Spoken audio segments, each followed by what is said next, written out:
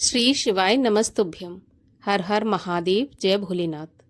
स्वागत है आप सभी का हमारे चैनल पर। आज के इस वीडियो में हम आपको सुनाएंगे सावन मास के महात्म के 27वें अध्याय की कथा। कथा आरंभ करने से पहले आपसे अनुरोध है कि अगर अभी तक आपने चैनल को सब्सक्राइब नहीं किया है तो चैनल को सब्सक्राइब करके बेल आइकन पर क्लिक कर लीजिए, क्योंकि आपको हमारे चैनल पर सभी प्रकार की व्रत कथाएं, महात्म सुनने को मिलेंगे। और अगर आज की कथा आपको अच्छी लगे तो लाइक अवश्य कर दीजिए, क्योंकि आपके लाइक से हमें ये पता चलता है कि आपको हमारा वीडियो पसंद आया है।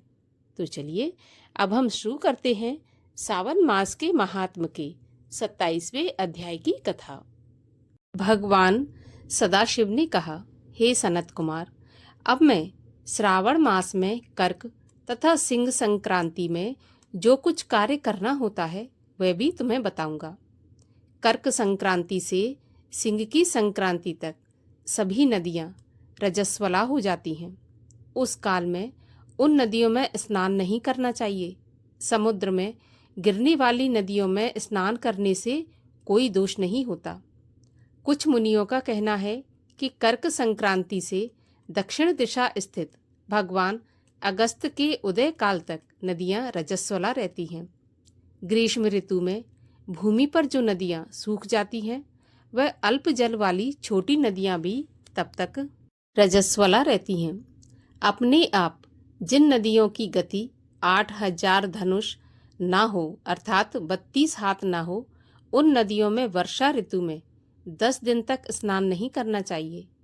उन नदियों को नदी न कहकर गर्भ कहना चाहिए। कर्क संक्रांति के आरंभ में बड़ी नदियां रजस्वला हो जाती हैं।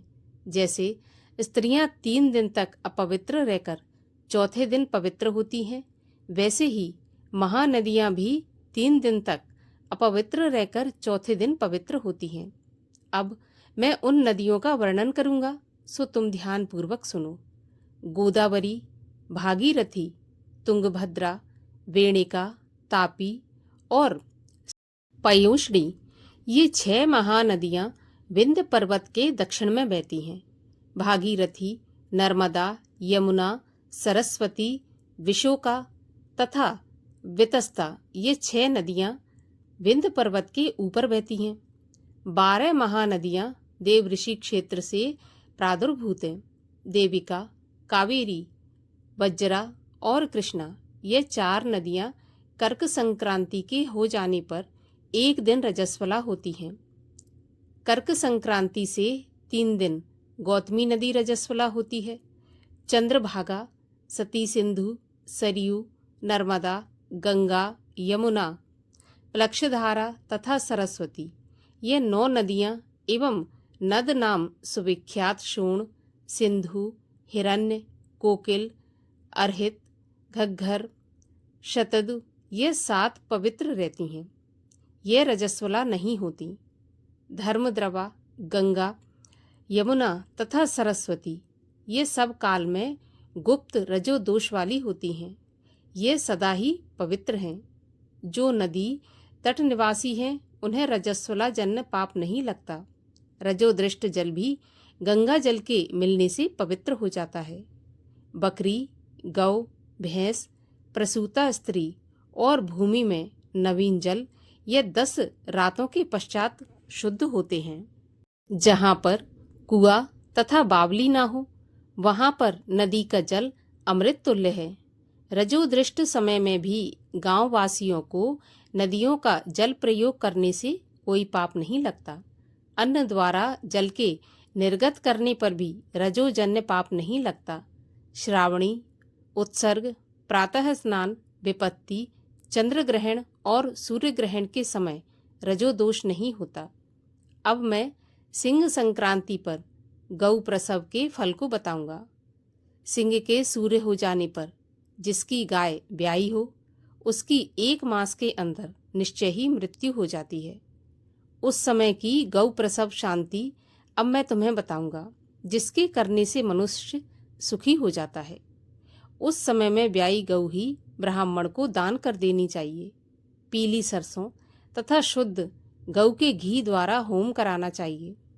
श्री सूक्त या शांति सूक्त द्वारा स्नान कराना चाहिए। घी और तिल की 1008 आहुतियाँ देनी चाहिए। उपवास करके ब्राह्मण को निश्चित दक्षिणा देनी चाहिए।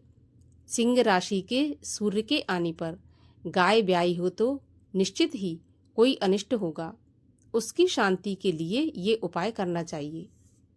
अस्यावाम इस सूक्त से तथा तदुष्णो इस मंत्र से तिल घी द्वारा 108 होम करने चाहिए तथा मृत्युंजय विधान द्वारा 10,000 हवन कराना चाहिए।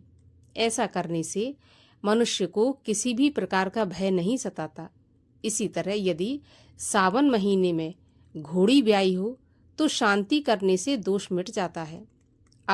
अब मैं श्रावण मास में कर्क या सिंह की संक्रांति होने से शुभप्रद दान के संबंध में कहूँगा।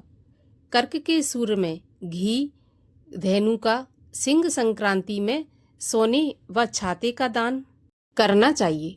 श्रावण मास में वस्त्र दान करने का बड़ा भारी फल होता है। सावन के महीने में भगवान श्रीधर की प्रीति के लिए साधक को घी से भरा घड़ा, घृत धेनु तथा फलों का दान करना चाहिए। मेरे संतोष के लिए इस महीने में अन्य दान भी करने चाहिए।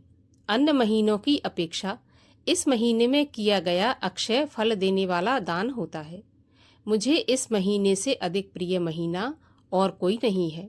मैं सावन महीने के आने की प्रतीक्षा करता रहता हूँ। जो इस महीने में व्रत करेगा वह विशेष रूप से मेरी कृपा का पात्र होगा, क्योंकि ब्राह्मणों का राजा चंद्रमा और प्रत्यक्ष देवता सूर्य हैं। ये दोनों मेरे नेत्र हैं। अतः उसकी संक्रांति संज्ञा, कर्क संज्ञा तथा सिंह संज्ञा हुई। इससे अधिक महात्म मैं क्या कह सकता हूँ। जो मनुष्य इस महीने में प्रातःकाल उठकर स्नान करता है उसे 12 महीनों के स्नान का फल प्राप्त हो जाता है, और जो मनुष्य श्रावण मास में प्रातःकाल उठकर स्नान नहीं करता उसके 12 महीनों में किए हुए सभी कार्य व्यर्थ हो जाते हैं।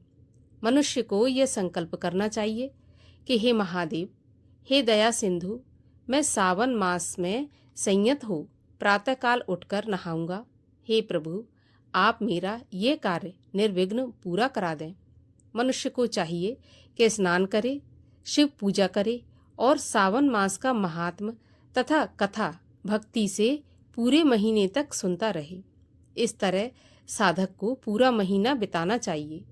अन्य स्थानों पर कृष्ण आदि महीना बताया गया है, पर सावन महीना शुक्ल आदि अभीष्ट है। श्रावण मास का महात्म कौन वर्णन कर सकता है। इस सावन महीने के व्रत के प्रताप से 7 प्रकार की जो बंध्याएं कही गई हैं उनको भी पुत्र की प्राप्ति हो जाती है। विद्यार्थी को विद्या, बलार्थी को बल और रोगी को आरोग्य प्राप्त हो जाता है। जो मनुष्य बंधन से बंधा हुआ हो वह बंधन से छूट जाता है।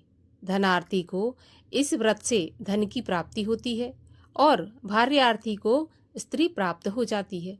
हे तात, साधक जो भी इच्छा करता है उसकी वह सब इच्छाएं पूरी हो जाती हैं। अंत में वह मेरे लोक में आकर मेरे पास रहकर हर्ष प्राप्त करता है। श्री वेद व्यास जी की पूजा भी मनुष्य को अच्छे कपड़ों तथा गहनों द्वारा करनी चाहिए। जिसने व्यास देव जी को प्रसन्न कर लिया, मानो उसने मुझे प्रसन्न कर लिया। जो श्रावण मास का महात्म सुनकर भगवान श्री वेद व्यास का पूजन नहीं करता, यमराज उसके कान काट लेते हैं, जिससे वह बहरा हो जाता है। अतः मनुष्य को चाहिए कि श्रावण मास में श्री वेद व्यास जी की पूजा अवश्य करनी चाहिए। जो भक्ति सहित इस सावन मास के महात्म को पढ़ता है, सुनता है या सुनाता है, उसको महान पुण्य की प्राप्ति होती है। इस प्रकार 27वें अध्याय का समापन होता है। आशा करती हूँ आपको यह कथा अच्छी लगी होगी। अच्छी लगी हो तो लाइक अवश्य कर लीजिए, साथ ही साथ चैनल को भी सब्सक्राइब कर लीजिए।